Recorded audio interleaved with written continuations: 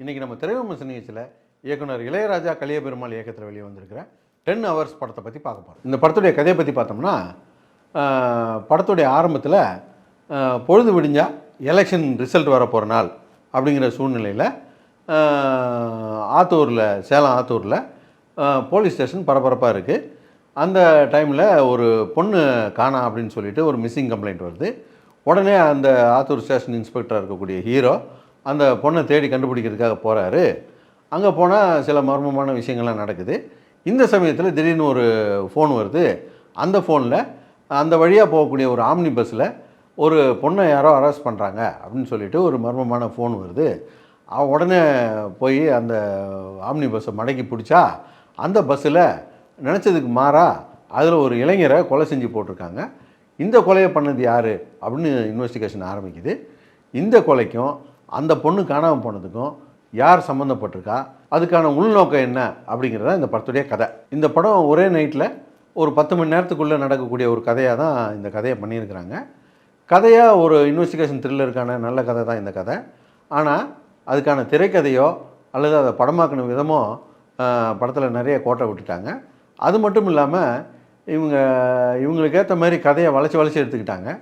குறிப்பாக சொல்லப்போனால், நாளைக்கு எலெக்ஷன் ரிசல்ட் வரப்போகுது. இந்த சூழ்நிலையில் அந்த ஊர் எவ்வளோ அலர்ட்டாக இருக்கும், அந்த ஊரில் ஒரு 3 போலீஸ்காரனை கொலை பண்ணிடுறாங்க.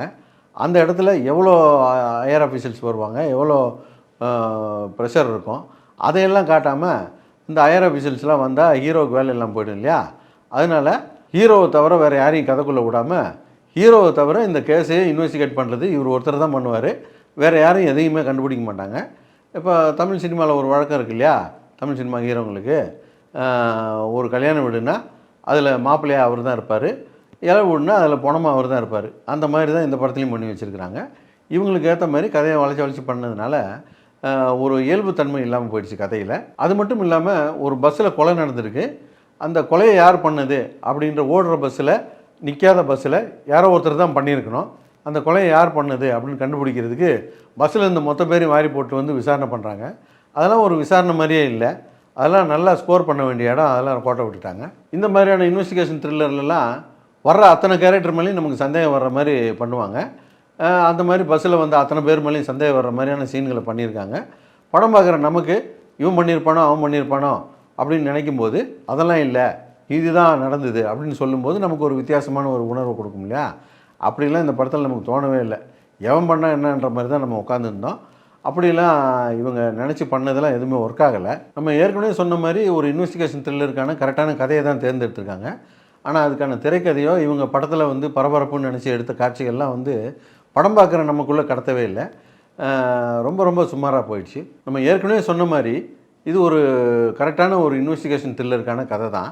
ஆனால் திரைக்கதையிலையும் படமாக்கின விதத்துலேயும் கொஞ்சம் கவனம் செலுத்தியிருந்தாங்கன்னா இந்த படத்தை ஓரளவுக்கு நல்ல படமாகவே கொண்டு வந்திருக்கலாம்.